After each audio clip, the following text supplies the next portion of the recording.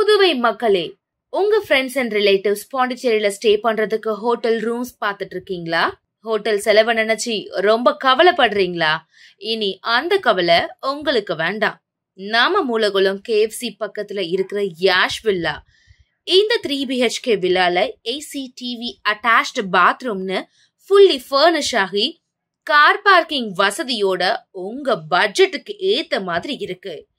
உடனடியா 9952421750 இந்த நம்பருக்கு கால் பண்ணி உங்க ஸ்டேவை புக் பண்ணிக்கோங்க. Yash villa, Kundasale main road, மேரி உழவர்கரை, புதுச்சேரி.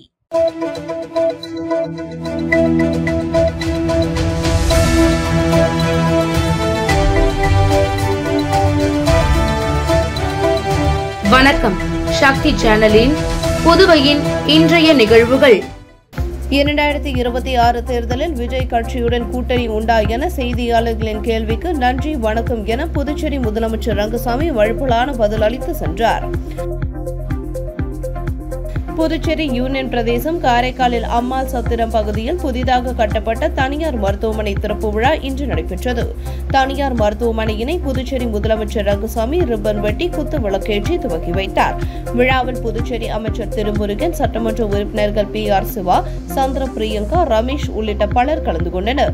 தனியார் மருத்துவமனை திறப்பு விழாவில் கலந்து கொண்ட புதுச்சேரி முதலமைச்சர் ரங்கசாமி செய்தியாளர்களிடம் கூறியதாவது: காரைக்காலில் அரசு பொது மருத்துவமனை புனரமைப்பு பணிகள் நடைபெற்று வரும் நிலையில் காரைக்காலில் அனைத்து வசதிகளுடன் கூடிய தனியார் மருத்துவமனை அமைந்துள்ளது மகிழ்ச்சி அளிப்பதாக உள்ளது என்றும், விபத்தில் காயமடைந்தால் தமிழக மருத்துவமனைக்கு செல்ல வேண்டியுள்ளது என்ற நிலை மாறி தற்பொழுது காரைக்காலில் சிறந்த இளம் மருத்துவர்கள் கொண்ட தனியார் மருத்துவமனை காரைக்காலில் துவக்கப்பட்டுள்ளது என்பது மகிழ்ச்சி என தெரிவித்தார். 2026 தேர்தலில் விஜய் கட்சியுடன் கூட்டணி உண்டா என செய்தியாளர்கள் எழுப்பிய கேள்விக்கு நன்றி வணக்கம் என மழுப்பலான பதில் அளித்து சென்றார். ஐயா, ஒரே ஒரு அரசியல் கொஸ்டின்யா, 2026 விஜய் கூட கூட்டணி வைக்க போதா ஒரு நன்றி வணக்கம்.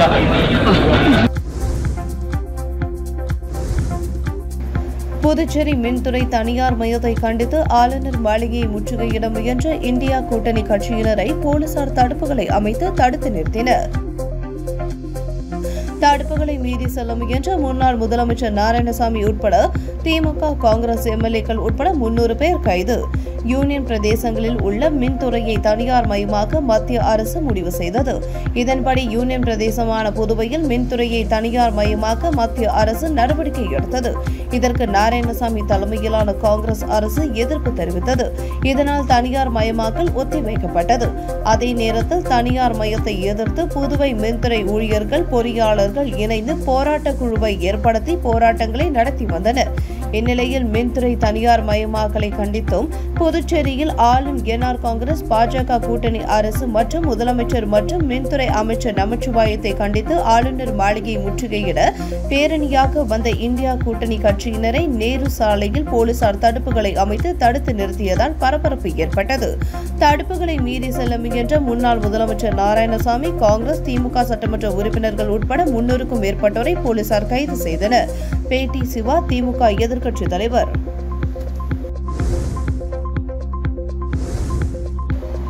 உருளையன்பேட்டை தொகுதியில் அசுத்தமான குடிநீர் விநியோகிக்க கண்டித்து தொகுதி MLA நேரு தலைமையில் அப்பகுதி மக்கள் பொதுப்பணித்துறை அலுவலகத்தை முற்றுகையிட்டு போராட்டத்தில் ஈடுபட்டதால் பரபரப்பு ஏற்பட்டது. புதுச்சேரியில் கடந்த 2 நாட்களாக உருளையன்பேட்டை, முதலியார்பேட்டை, நெல்லித்தோப்பு உட்பட பல்வேறு பகுதிகளில் கழிவுநீர் கலந்து குடிநீர் குடித்து 50க்கும் மேற்பட்டோர் அரசு மற்றும் தனியார் மருத்துவமனைகளில் சிகிச்சை பெற்று வருகின்றனர்.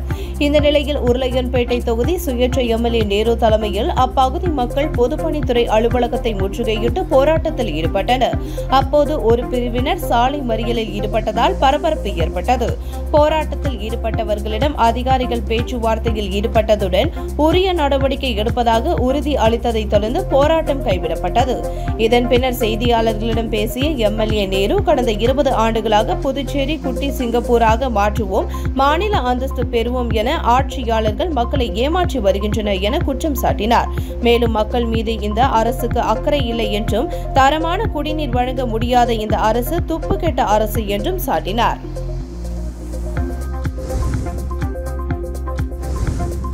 புதுச்சேரி அடுத்த அனுமந்தை பகுதியில் துறைமுகம் அமைக்க வலியுறுத்தி 500க்கும் மேற்பட்ட மீனவர்கள் கிழக்கு கடற்கரை சாலையில் மறியல் போராட்டத்தில் ஈடுபட்டதால் சுமார் 3 மணி நேரத்திற்கும் மேலாக போக்குவரத்து பாதிக்கப்பட்டது. விழுப்புரம் மாவட்டம் கோட்டக்குப்பம் முதல் மரக்காணம் வரை சுமார் 19 மீனவ கிராமங்கள் உள்ளது. இவர்களுக்கு என தனியாக துறைமுகம் இல்லை.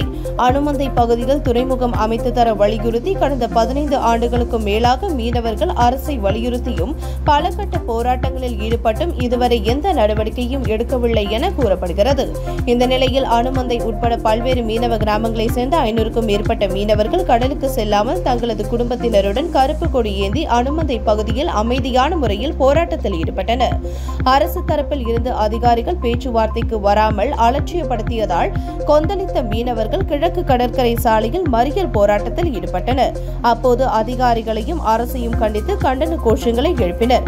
மீனவர்களின் திடீர் மறியல் போராட்டத்தால் புதுச்சேரி சென்னை இடையிலான கிழக்கு கடற்கரை சாலையில் சுமார் 3 மணி நேரத்திற்கும் மேலாக போக்குவரத்து கடுமையாக பாதிக்கப்பட்டது.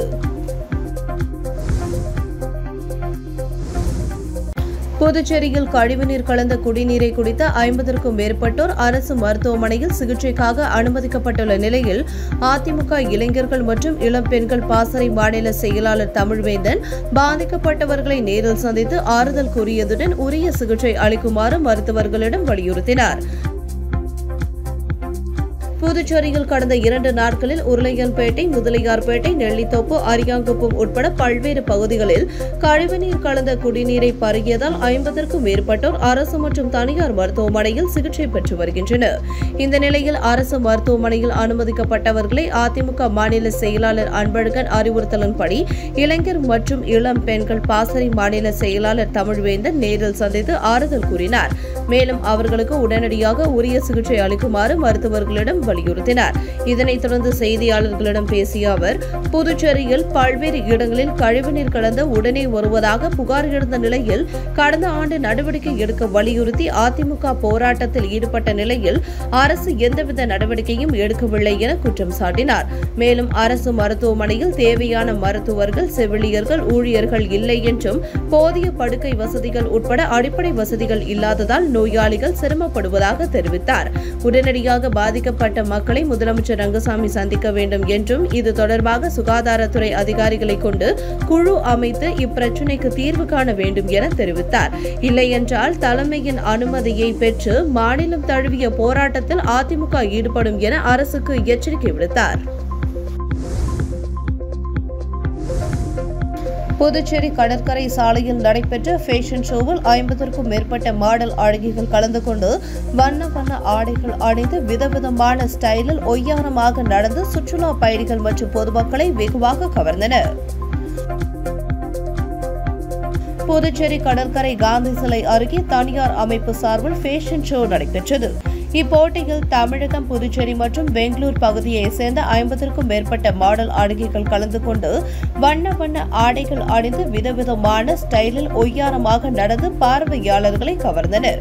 தனிச்சுற்று, இரட்டையர் சுற்று, குழு என 3 சுற்றாக நடைபெற்ற ரேம் வாக்கில் பாரம்பரிய உடை, மாடலிங் உடை என வண்ண வண்ண ஆடைகள் அணிந்து அழகிகள் தங்களது தனி திறமையை வெளிப்படுத்தும் வகையில் நடந்து தங்களது அழகையும் நளினத்தையும் வெளிப்படுத்தி பார்வையாளர்களை மெய்சிலிர்க்க வைத்தார்கள்.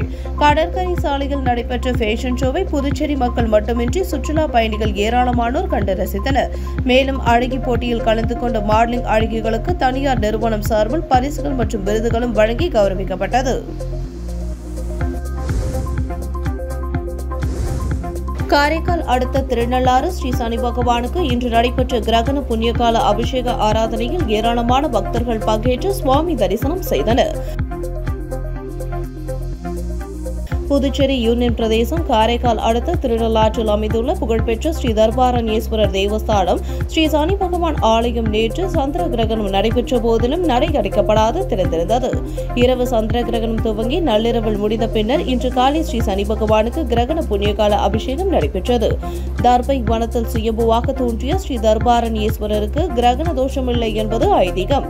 நேற்று நள்ளிரவு கிரகணம் முடிவுற்றது. இன்று அதிகாலை அஸ்திர தேவர் பிரம்ம தீர்த்தத்திற்கு எழுந்து எழுந்தருளி தீர்த்தவாரி நடைபெற்றது. தொடர்ந்து மூலவர் ஸ்ரீ தர்பாரணீஸ்வரர் ஸ்ரீ பிரணாம்பாள் ஆலயத்தில் தனி சன்னதியில் எழுந்தருளியிருக்கும் ஸ்ரீ சனீஸ்வர பகவானுக்கு கிரகண புண்ணியகால அபிஷேகம் நடைபெற்றது.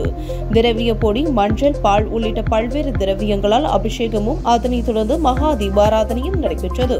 இந்த சிறப்பு அபிஷேக ஆராதனையில் தர்மபுர ஆதீன கட்டளை விசாரணை ஸ்ரீமத் சட்டநாத தம்பரான் சுவாமிகள் உள்ளிட்ட ஏராளமான பக்தர்கள் கலந்து கொண்டு சுவாமி தரிசனம் செய்தனர். உள்துறை அமைச்சர் நமச்சிவாயம் பிறந்தநாளை முன்னிட்டு அரியாங்குப்பம் தொகுதி பாஜக பிரமுகரும் தொழிலதிபருமான சந்திரமோகன் தலைமையில் பிரம்மாண்ட நலத்திட்ட உதவிகள் வழங்கி கொண்டாடப்பட்டது. உள்துறை அமைச்சர் நமச்சிவாயம் அவர்களின் பிறந்தநாள் விழா புதுச்சேரி முழுவதும் அவரது ஆதரவாளர்களால் மிக கோலாகலமாக கொண்டாடப்பட்டு வருகிறது. அந்த வகையில் அரியாங்குப்பம் தொகுதியில் உள்துறை அமைச்சரின் பிறந்தநாள் விழா மிக பிரம்மாண்டமாக நலத்திட்ட உதவிகள் வழங்கி கொண்டாடப்பட்டது. நிகழ்ச்சிக்கு அரியாங்குப்பம் தொகுதி பாஜக பிரமுகர் சந்திரமோகன் தலைமை தாங்கினார். தொகுதி தலைவர் வசந்தராஜ் முன்னிலை வகித்தார். முன்னதாக விழாவிற்கு வருகை புரிந்த உள்துறை அமைச்சர் நமச்சிவாயத்திற்கு சந்திரமோகன் தலைமையில் பட்டாசு வெடித்து மேல தாளங்களுடன் சிறப்பான முறையில் வரவேற்பு அளிக்கப்பட்டது. அதேபோல் கோட்டைமேடு பகுதியில் உள்ள சுப்பிரமணிய சுவாமி முருகன் கோவிலில் சிறப்பு அபிஷேகம் நடைபெற்று பரிவட்டம் கட்டி அமைச்சருக்கு ஆளுயர மாலை அணிவித்து மரியாதை செய்யப்பட்டது. அதனைத் தொடர்ந்து அரியாங்குப்பம் தொகுதிக்குட்பட்ட பெண்கள் 500க்கும் மேற்பட்டோருக்கு பட்டுப்புடவை மற்றும் அன்னதானம் வழங்கப்பட்டது. நிகழ்ச்சியில் அரியாங்குப்பம் தொகுதியைச் சேர்ந்த பாஜக பிரமுகர்கள், ஊர் முக்கியஸ்தர்கள், பொதுமக்கள் என திரளாக கலந்து கொண்டு நிகழ்ச்சியை சிறப்பித்தனர். புதுச்சேரி பாஜக மாநில தலைவராக இருந்த சுவாமிநாதன் அக்கட்சியில் இருந்து விலகுவதாக அறிவித்துள்ளார். கடந்த 2015 டிசம்பர் முதல் 2023 செப்டம்பர் வரை சுமார் 8 ஆண்டுகள் புதுச்சேரி பாஜக தலைவராக இருந்த இவர் முன்னாள் பாஜக எம்எல்ஏவும் ஆவார். பாஜக மாநில தலைவர் பொறுப்பில் இருந்து விடுவிக்கப்பட்ட பின்னர் கட்சி செயல்பாடுகளில் பெரிதாக ஆர்வம் காட்டாமல் இருந்தார். இந்நிலையில் பாஜகவில் இருந்து விலகுவதாக அறிவித்துள்ள சுவாமிநாதன் தனது அறிக்கையில், கடந்த 25 ஆண்டுகளுக்கும் மேலாக நான் இருந்த பாரதிய ஜனதா கட்சியில் இருந்து இன்று முதல் முழுமையாக விலகிக் கொள்கிறேன். கடந்த 25 ஆண்டுகளுக்கு மேலாக நான் பாரதிய ஜனதா கட்சியில் பல பொறுப்புகளை வகித்துள்ளேன். நான் பாரதிய ஜனதா கட்சியில் இருந்தபோது எனக்கு ஒத்துழைப்பு அளித்த அனைத்து நிர்வாகிகளுக்கும், எனக்கு பதவி அளித்த பாரதிய ஜனதா கட்சியின் தேசிய தலைமைக்கும் எனது மனமார்ந்த நன்றியை தெரிவித்துக் கொள்கிறேன். மேலும் புதுச்சேரி மாநில வளர்ச்சிக்காக தொடர்ந்து பாடுபடுவேன். புதுச்சேரி மக்களுக்காக தொடர்ந்து குரல் கொடுப்பேன். ஊழலற்ற நேர்மையான புதியவர்களை கொண்டு புதிய அரசு அமைய முழுவீச்சில் பாடுபடுவேன் என்று தெரிவித்துக் கொள்கிறேன் என்று குறிப்பிட்டுள்ளார்.